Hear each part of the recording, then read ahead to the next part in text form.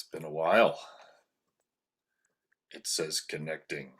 And we are connected. This is so exciting. What's up, everybody? I decided to stream the recording of TEM239, which is just a solo episode. But here goes nothing.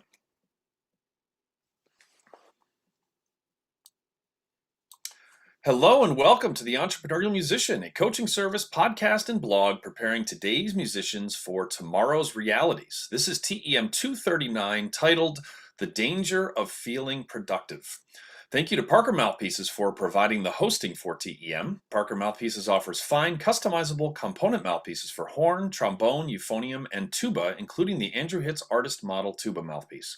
You can find out more at parkermouthpieces.com or follow them on Facebook, Instagram, and Twitter. First, to all of my TEM Patreon patrons, be sure to check out the TEM report that I posted a few days ago.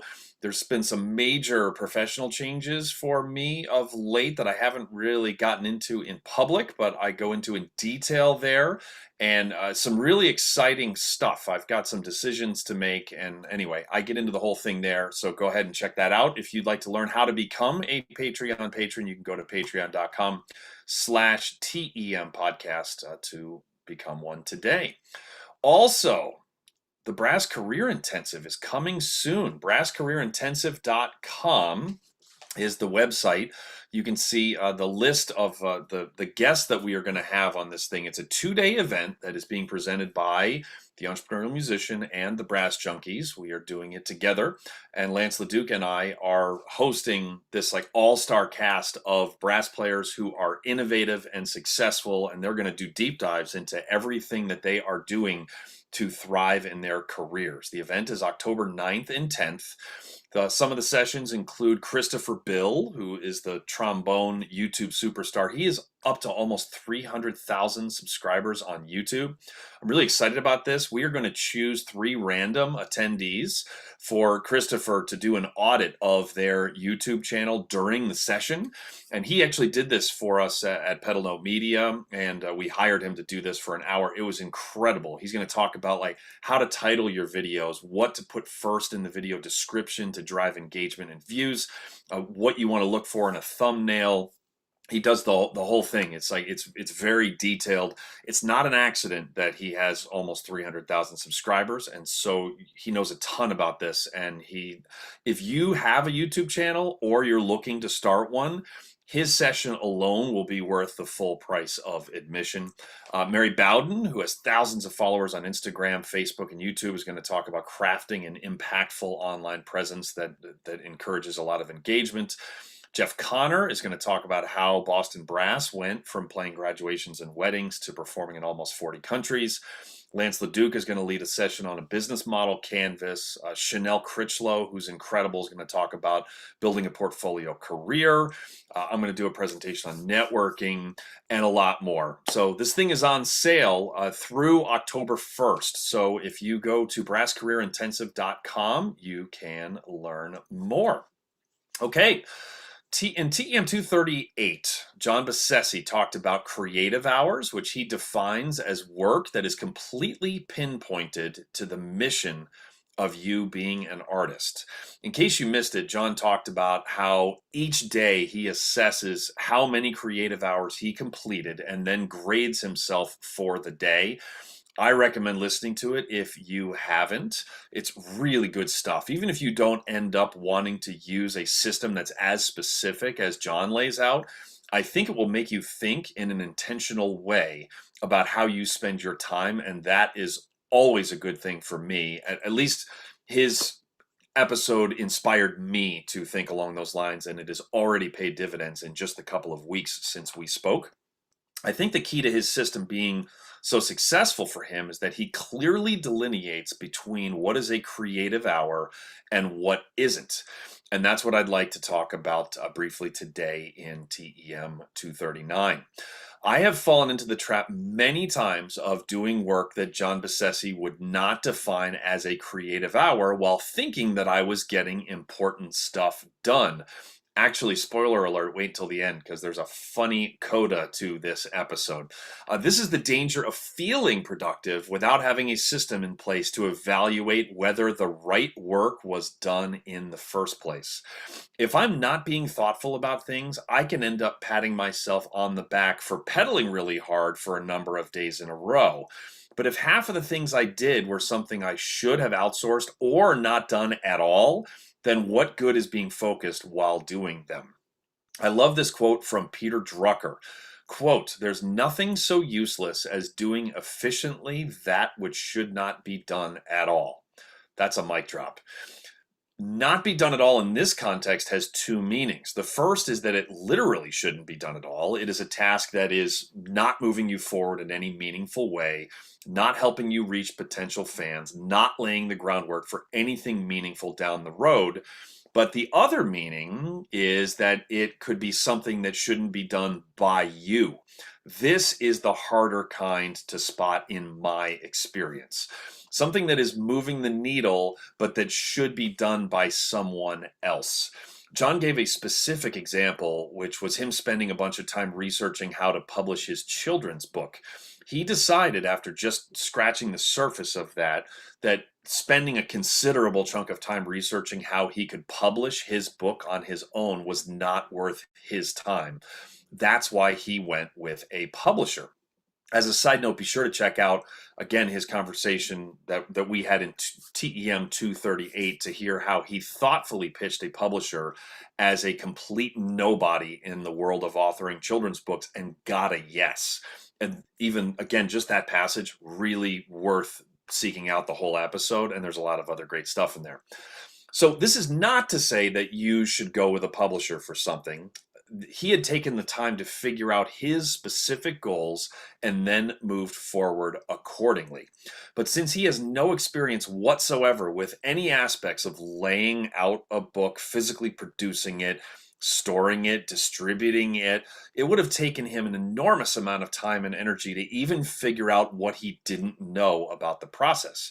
And as he shared, that would have all been time he didn't spend doing the next thing, writing another arrangement or practicing for a recital or spending time with his family.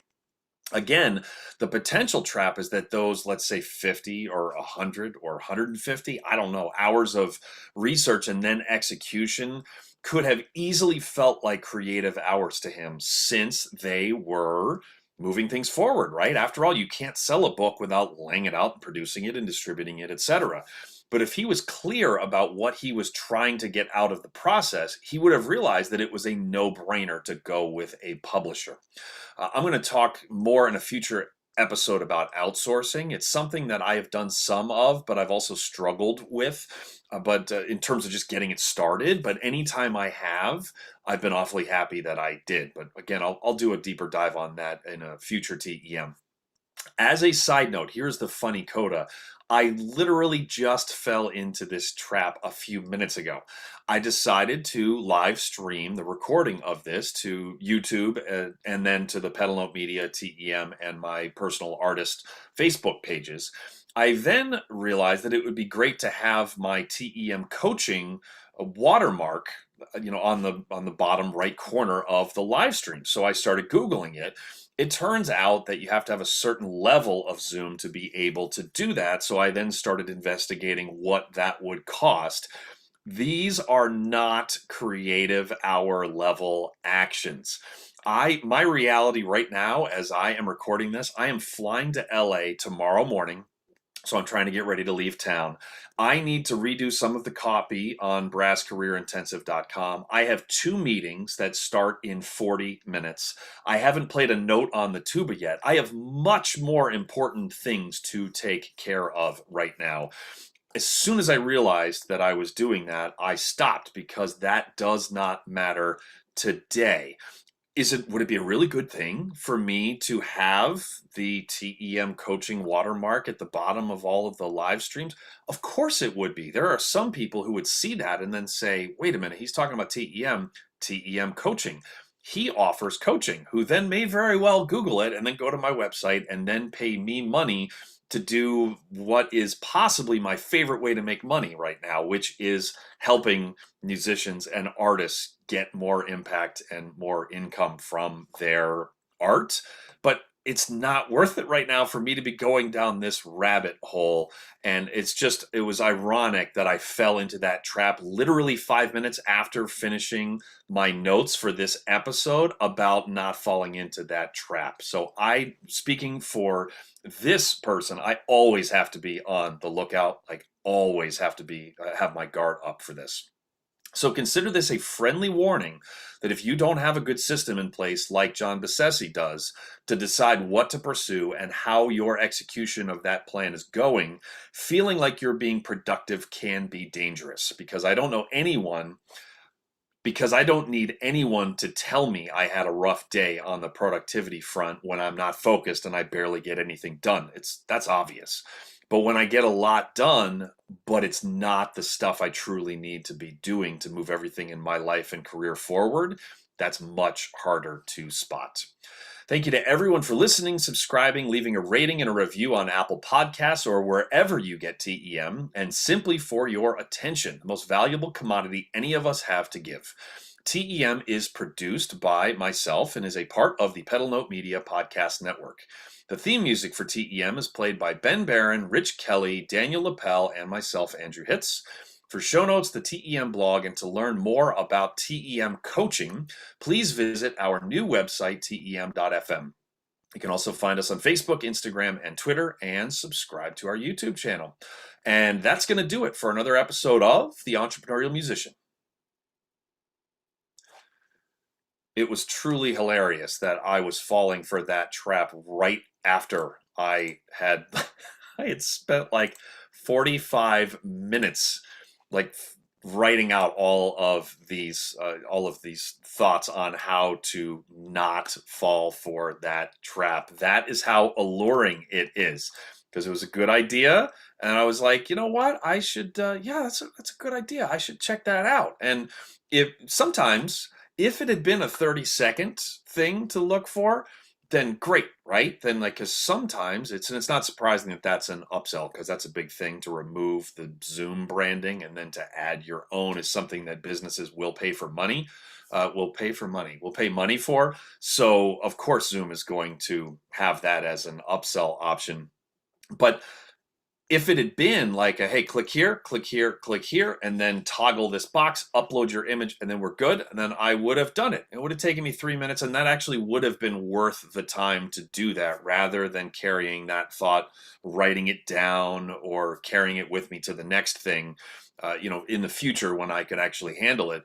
But as soon as I hit like one stumbling block, should have been done like right away. And I just kind of kept on clicking, because you cannot get to the end of the internet. So I've certainly tried to get to the end of Twitter. It is not possible, because there are blowhards like me who just continue to make more Twitter. So thank you for joining me on this live stream, or if you're watching this like on any of the Facebook pages or on the YouTube channel afterwards, you are appreciated, and thanks. Peace.